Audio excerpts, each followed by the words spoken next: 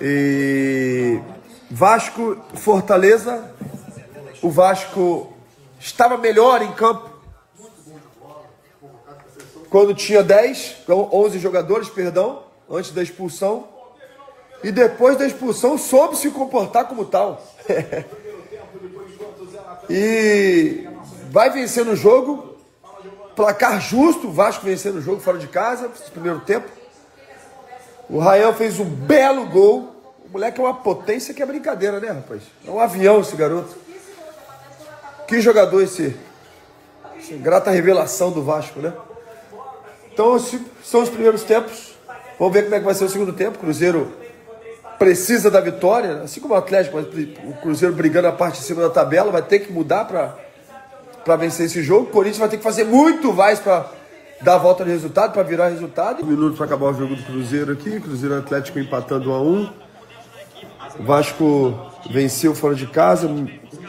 O Vasco entrou hoje e competiu, né? Quando estava com um jogador a mais, foi melhor em campo. Depois soube fazer 1-0. E a verdade é que sofreu quando tinha que sofrer, mas estava todo mundo compacto, todo mundo ajudando um ao outro. E isso foi super importante para o Vasco encaixar o contra-ataque e fazer o 2-0. Venceu com muito mérito, essa é a verdade. Muito mérito a vitória do Vasco. Parabéns ao Vasco. A torcida do Vasco mais uma vez lotou o estádio, a sua parte ali, fez mais uma festa. A torcida do Vasco é o combustível do time, sem dúvida alguma, né? Depois da confusão, os atletas, a comissão foram lá aplaudir o torcedor do Vasco. Ei, pessoal, bom dia. Vamos lá. Queria levantar um belo debate aqui com vocês. A gente tem visto o treinador da seleção, a lenda Ancelotti, fazer alguns testes na seleção. Primeiro jogo contra a Coreia deu muito certo, contra o Japão, primeiro tempo certo, segundo tempo foi aquilo que nós vimos, em algumas infelicidades, né? Acabaram tomando a virada. A Copa do Mundo é um momento, né? É um momento. Quem estiver no melhor momento, eu acho que tem que ter oportunidade para poder representar a seleção brasileira. Dito isso, menino Ryan, do Vasco, tá fazendo chover, né? Como o Diniz falou, joga de ponta, dos dois lados, faz número 9 também, o cara tem uma potência no chute, uma velocidade, uma estatura, faz gol de cabeça, enfim, vive uma fase incrível. Vitor Roque.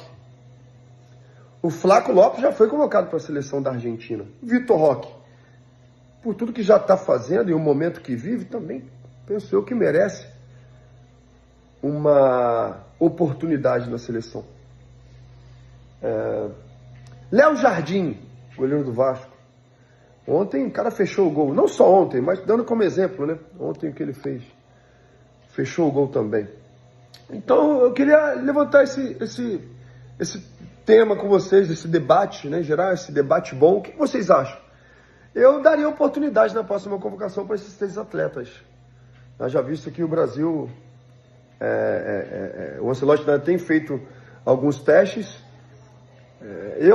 De fato, não é momento para teste.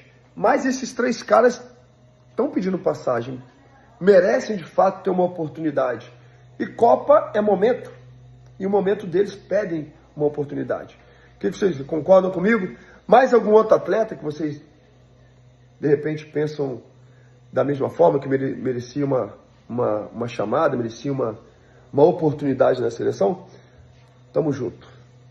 E tá aí, você viu nesse momento as palavras do Felipe Melo, analisando um pouquinho e se rendendo à equipe do Vasco da Gama, que conseguiu uma belíssima vitória por 2-0 contra o Fortaleza.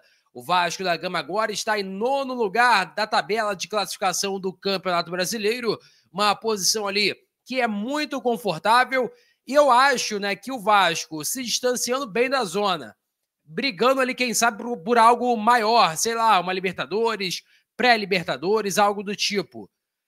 Cara, se o Vasco consegue isso, possivelmente, né, conseguir vencer mais algumas partidas. Eu até estava vendo aqui rapidamente, né?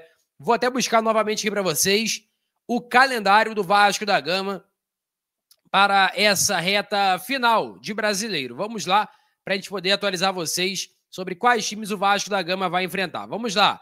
O Vasco pega Fluminense, Bragantino, São Paulo, né, no caso o Bragantino é fora de casa, o Botafogo fora de casa, Juventude em casa, Grêmio fora, Bahia fora, Inter em casa, Mirassol em casa e Atlético Mineiro fora.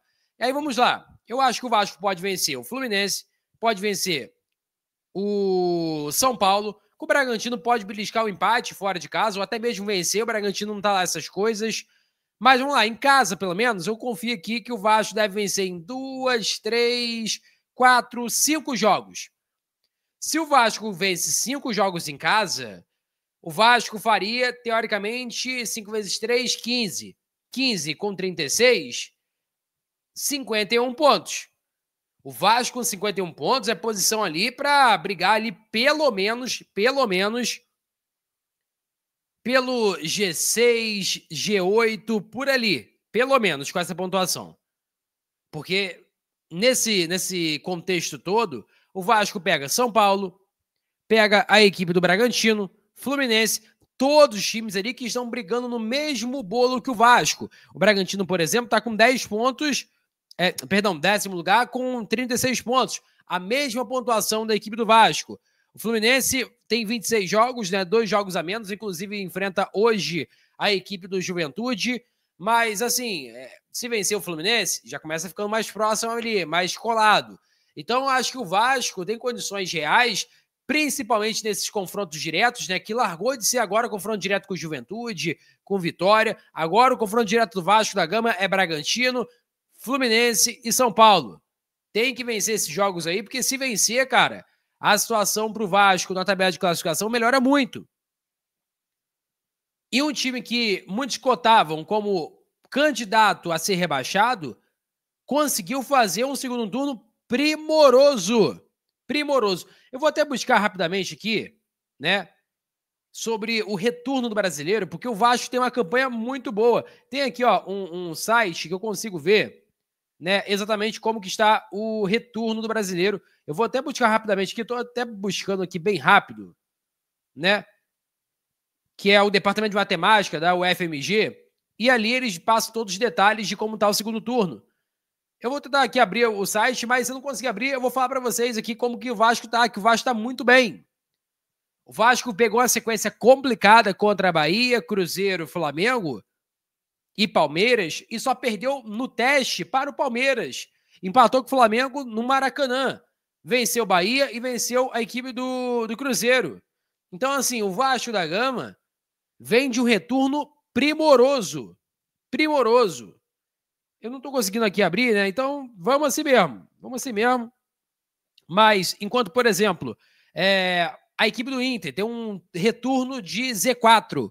O Vasco não, tem um retorno de G4. Então, o Vasco vem muito bem, né? Aumenta a confiança da torcida. Inclusive, o público ali, né? A galera, a torcida do Vasco, vem fazendo campanha na rede social para lotar o Maracanã na segunda-feira, onde vai enfrentar a equipe do Fluminense. E assim, o Vasco ganha moral no momento certo da competição e não só isso, ganha moral também para enfrentar o Fluminense, que é o time que vai ser o adversário do Vasco da Gama na Copa do Brasil em dezembro.